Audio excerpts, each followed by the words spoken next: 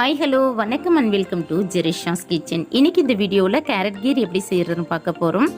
இந்த ரெசிபியோட ப்ரிப்ரேஷன் பார்க்குறதுக்கு முன்னாடி நீங்கள் நம்ம சேனலை ஃபஸ்ட் டைம் பார்க்குறீங்கன்னா மறக்காமல் சப்ஸ்கிரைப் பண்ணிவிடுங்க.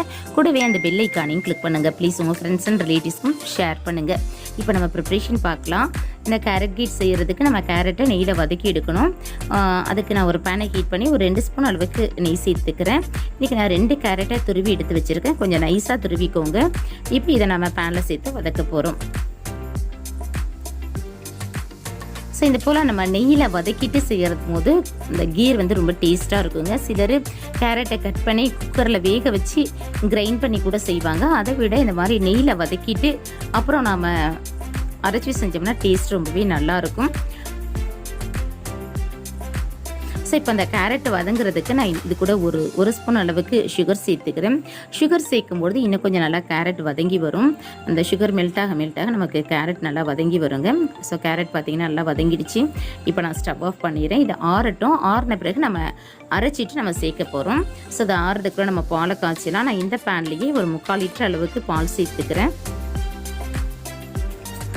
பாலில் தண்ணி எதுவும் சேர்க்க வேணாங்க. பால் ஃபுல் க்ரீம் மில்காக இருந்துச்சுன்னா இன்னும் கொஞ்சம் நமக்கு கீர் நல்லாயிருக்கும். நான் இன்றைக்கி ஃபுல் க்ரீம் மில்க் தான் எடுத்திருக்கேன். அப்போ தான் நமக்கு அந்த கீர் வந்து கொஞ்சம் திக்னஸ் கிடைக்கும். ஸோ பால் பொங்கி வர வரையும் நம்ம வெயிட் பண்ணலாம். இப்போ பாருங்கள், பால் நல்லா கொதிச்சு வந்துடுச்சு. இதை நல்லா அந்த ஊரங்கள்லாம் எடுத்து விட்டு ஆட விடாமல் இதை நல்லா மறுபடியும் நம்ம நல்லா மிக்ஸ் பண்ணிக்கிட்டு இதை காய்ச்சிக்கிட்டு இருக்கணும். பால் கொஞ்சம் சுண்டி வரணும். ஓகேங்களா? அப்போ தான் நமக்கு அந்த திக்னஸ் கிடைக்கும். உங்களுக்கு நல்ல திக்காக வேணும்னு சொன்னாக்க நீங்கள் பால் வந்து அது பாதி அளவு குறைஞ்சி வர மாதிரி செய்யுங்க. நான் இன்றைக்கி கொஞ்சம் லிக்யூடாக தான் செய்ய போகிறேன். ஸோ இந்தளவு எனக்கு சுண்டி வந்தாவே போதும்.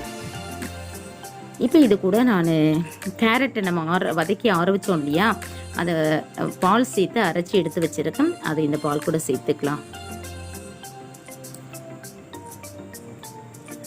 சேர்த்து இப்போ நல்லா மிக்ஸ் பண்ணி விட்டுக்கலாம். நம்ம கேரட்டை வேக வச்சு தான் கிரைண்ட் பண்ணி எடுத்து வச்சுருக்கோம். அதனால் கேரட் இது வேகணும் அப்படிங்கிறது இல்லை. நம்ம கேரட்டு சேர்த்ததுனால நம்ம பால் மறுபடியும் இது நல்லா கொதிச்சு வரணும். அதுக்கு நம்ம வெயிட் பண்ணால் போதும். ஸோ இப்போ பால் நல்லா கொதிச்சு வந்துருச்சிங்க. இப்போ இது கூட நான் சுகர் சேர்க்க போகிறேன். நான் ஒரு 1/4 கப் அளவுக்கு சுகர் எடுத்திருக்கேன். இப்போ இது கூட நம்ம சேர்த்து நல்லா கலந்து விட்டுக்கலாம். சக்கரை நல்லா மெல்ட் ஆகி வரட்டுங்க. இது உண்மையிலேயே ஒரு ஹெல்த்தியான ட்ரிங்க். கண்டிப்பாக நீங்கள் அடிக்கடி குழந்தைங்களுக்கு செஞ்சு கொடுங்க. ஸோ அந்த ஓரங்கள்லாம் நம்ம நல்லா எடுத்துக்கிட்டு கலந்து விட்டுக்கலாம். இப்போ இது கூட நான் நட்ஸு சேர்க்க போகிறேன். பாதாம், முந்திரி, பிஸ்தா கூட ஏலக்காய், இது எல்லாத்தையும் சேர்த்து நான் அரைச்சி எடுத்து வச்சுருக்கேன். நீங்கள் அரைக்காமல் கூட இதை நம்ம வறுத்துட்டு சேர்த்துக்கலாம். குழந்தைங்க நட்ஸை தூக்கி போடாமல் சாப்பிடணும் அப்படிங்கிறதுனால தான் நான் அரைச்சிட்டு சேர்த்துருக்கேன். ஸோ இது எல்லாத்தையும் சேர்த்து மறுபடியும் நம்ம மிக்ஸ் பண்ணி விட்டுக்கலாம். நட்ஸை சேர்த்த பிறகு இது ரொம்ப கொதிக்கணும் அப்படிங்கிறது இல்லை. ஜஸ்ட்டு மிக்ஸ் பண்ணி விட்டுட்டு நம்ம ஸ்டவ் ஆஃப் பண்ணிடலாம். அவ்வளோதாங்க, நம்மளுடைய கேரட் கீர் சூப்பராக ரெடி ஆகிடுச்சு. கண்டிப்பாக ட்ரை பண்ணி பாருங்கள். உங்கள் எல்லாருக்கும் ரொம்ப பிடிக்கும். இது டேஸ்ட்டு பார்த்திங்கன்னா அப்படியே பாதாம் பால் போல் தான் இருக்கும். ரொம்ப ஒரு ஹெல்த்தியான ட்ரிங்க்ஸ்னு இது சொல்லலாம். குழந்தைங்களுக்கு வந்து கொஞ்சம் வீக்காக இருக்கிற குழந்தைங்களுக்கு இது அடிக்கடி நம்ம செஞ்சு கொடுக்கும்பொழுது ஹெல்த் வைஸ் அவங்களுக்கு ரொம்பவே நல்லது. கண்டிப்பாக அந்த ரெசிபி உங்களுக்கு பிடிச்சிருக்குன்னு நினைக்கிறேன்.